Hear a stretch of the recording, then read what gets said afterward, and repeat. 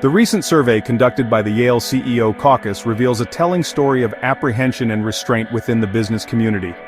Corporate leaders are clearly uneasy about the potential economic fallout from President Trump's aggressive tariff policies. However, they are equally wary of provoking the president's ire by voicing their concerns publicly. The survey results highlight a stark reality. A significant portion of CEOs are willing to endure substantial market downturns before publicly criticizing the administration's trade policies.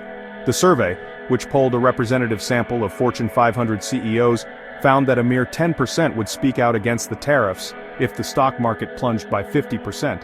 A slightly larger group, 22%, indicated they would break their silence if the market plummeted by 30%. The largest contingent, 44%, set the threshold for public dissent at a 20% market drop. This reluctance to openly challenge the president underscores the deep-seated fear of retaliation that permeates the corporate world. Many CEOs vividly recall the president's penchant for publicly attacking companies and individuals who dared to oppose his policies during his first term. They are understandably hesitant to expose themselves and their companies to similar treatment. This climate of fear has created a chilling effect on free speech within the business community, leaving many CEOs feeling trapped between their fiduciary responsibilities and their fear of presidential retribution.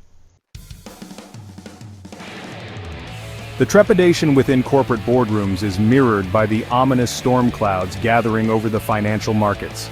Major stock indices have been on a downward trajectory since President Trump announced his latest round of tariffs on Chinese goods.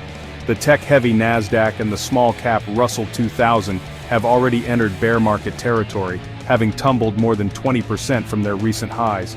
The bellwether S&P 500, a broader gauge of the market's health, is precariously perched on the brink of a bear market, having shed nearly 17% of its value. The Dow Jones Industrial Average, while not as severely impacted, has still experienced a significant decline, shedding 15% since the trade war escalated. This widespread market rout has erased trillions of dollars in shareholder wealth, evoking painful memories of the early days of the COVID-19 pandemic. The speed and ferocity of the market downturn have rattled investors and economists alike. Many fear that the prolonged trade war, coupled with rising interest rates and geopolitical uncertainty, could push the economy into a recession. The Federal Reserve, caught between a rock and a hard place, is struggling to balance the need to combat inflation with the risk of stifling economic growth. While most CEOs remain hesitant to publicly criticize the president's trade policies, there have been a few notable exceptions.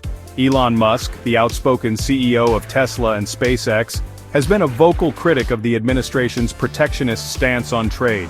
Musk has repeatedly called for a zero-tariff free trade zone between the United States and Europe, arguing that such a move would benefit businesses and consumers on both sides of the Atlantic.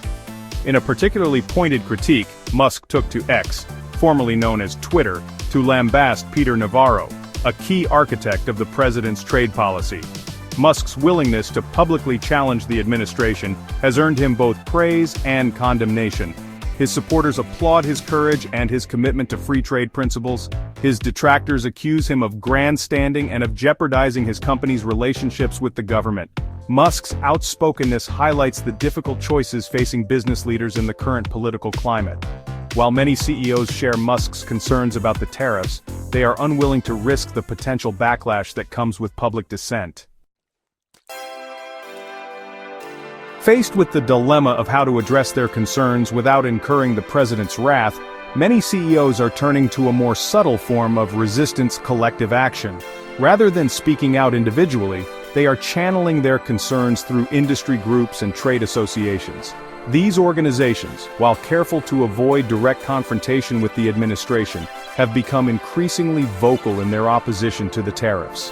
The Business Roundtable, a powerful lobbying group representing many of America's largest corporations, has issued a series of statements warning about the potential negative consequences of the tariffs. The group has urged the administration to pursue a more balanced approach to trade, one that protects American jobs and businesses without jeopardizing the global economy. In addition to lobbying efforts, some CEOs are reportedly planning a more direct approach, a face-to-face meeting with the president at his Mar-a-Lago resort. According to sources familiar with the matter, these business leaders hope to impress upon the president the potential economic damage that the tariffs could inflict on his base of supporters. Whether these efforts at dialogue will be successful remains to be seen.